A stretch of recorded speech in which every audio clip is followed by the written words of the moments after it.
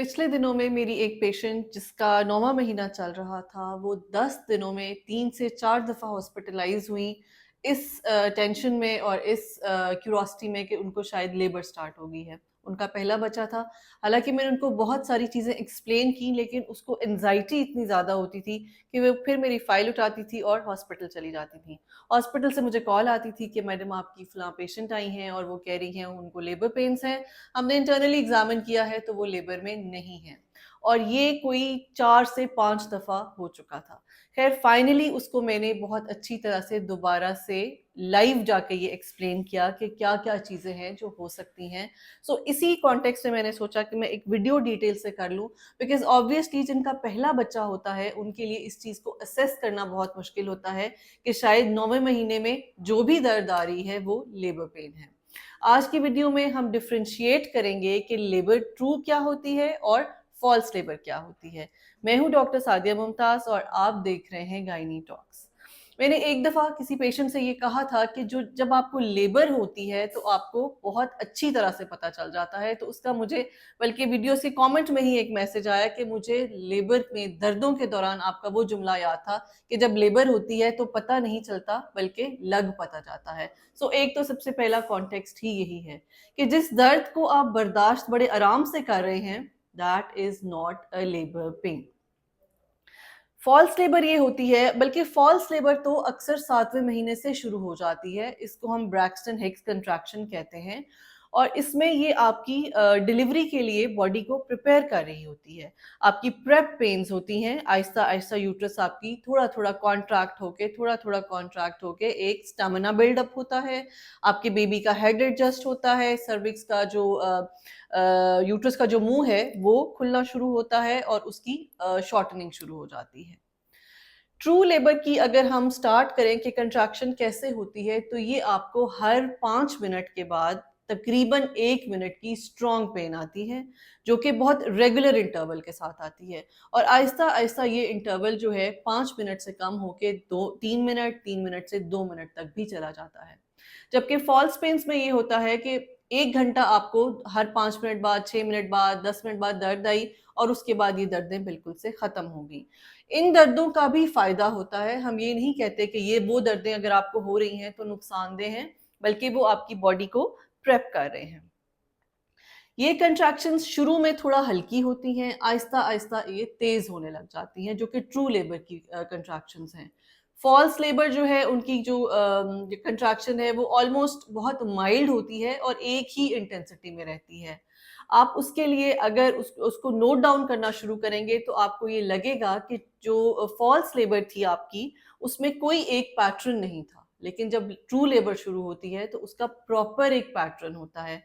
आपको फ़ील होता है कि जो दर्द है ट्रू लेबर वो कमर से शुरू होती है, आहिस्ता-आहिस्ता वो पेट के सामने वाले हिस्से पे पेट के हिस्से पे आती है और फिर वो पेट के ऊपरले हिस्से पे चली जाती है और फिर पीक पे जाकर वो ब्रेक डाउन होना शुरू करती है और वो स्लो हो जाती है। ये है ट्रू लेबर की पेन। जो फ़ॉल्स लेबर की पेन है उसका ना तो कोई ऑनसेट का पॉइंट है, ना उसका कोई स्प्रेड का पॉइंट है। वो कभी आपको पेट के निचले हिस्से में फ़ील होती है, कभी आपको कमर में फ़ील होती है और कभी पेट के ऊपर वाले हिस्से पे फ़ील होती है।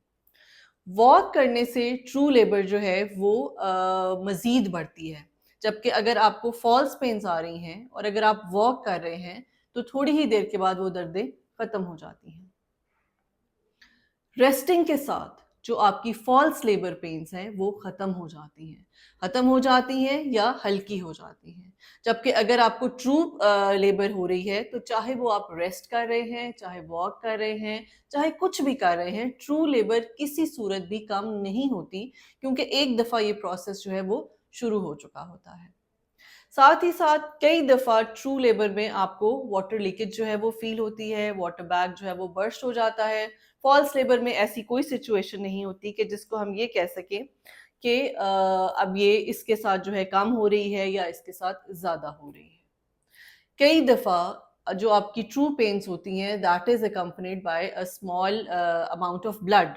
थोड़ा बहुत ब्लड होता है, उसमें ये होता है कि जो यूट्रस के मुँह में यानी सर्विक्स में जो म्यूकस का प्लग होता है, वो ब्रेक हो जाता है।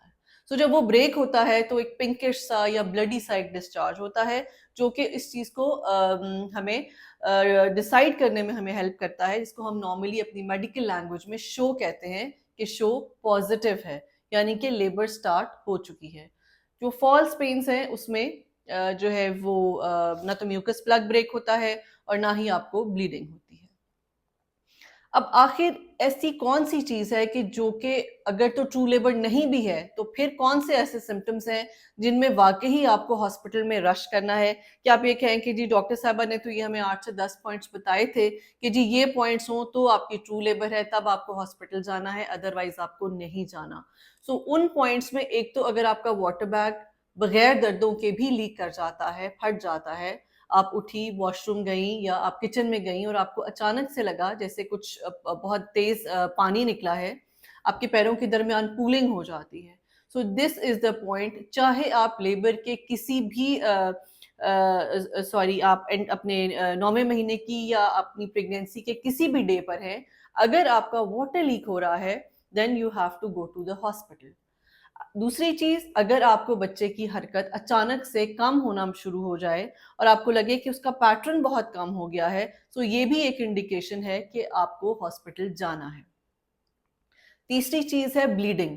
अगर आपको ब्लीडिंग जो है वो अगर स्मॉल अमाउंट में हुई है, तो भी वैसे तो ये एक अलार्मिंग साइन है, लेकिन अगर आपको लगे कि आपको हेवी ब्लीडिंग हो रही है, आपका पेट सख्त हो रहा है, आपको बहुत हार्ड सी फीलिंग आ रही है, then that is also a point जिसमें आपको हॉस्पिटल रश करना है, चाहे आपको लेबर पेन्स हैं या नहीं हैं या आप अपनी प्रेगनेंसी के किसी भी ड्यूरेशन में हैं।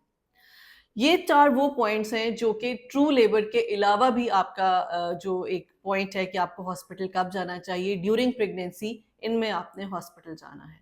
अब हॉस्पिटल जाके क्या होता है और हॉस्पिटल जाने का फ़ायदा ये होता है कि अगर तो कोई इमरजेंसी है, तो उसको हम फ़ौरन डील कर लेते हैं और कई दफ़ा एक नाकाबिले तलाफ़ी नुकसान होने से हामला औरत और उसके बच्चे को बचाया जा सकता है।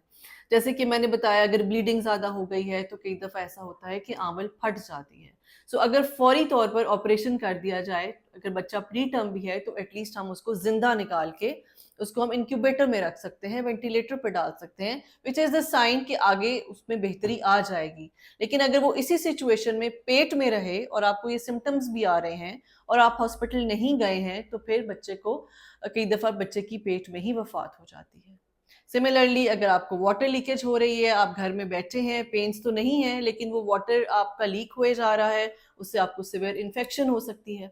अगर आप हॉस्पिटल चले जाएँ तो आपको प्रॉपर एंटीबायोटिक्स दे दी जाती हैं, आपके टेस्ट करा लिए जाते हैं और फर्दर इस चीज़ को डिसाइड कर लिया जाता है कि कब तक हमें इस प्रेगनेंसी को प्रोलॉन्ग करना है। बच्चे की हरकत जो है वो भी एक बहुत इम्पोर्टेंट क्राइटेरिया है कि अगर माँ को लग रहा है कि बच्चे की हरकत जो है वो कम है, तो फिर उसके लिए हमारी कुछ ना कुछ मैनेजमेंट जो है वो ज़रूर कम इनटू प्ले आ जाती है। Thank you so much.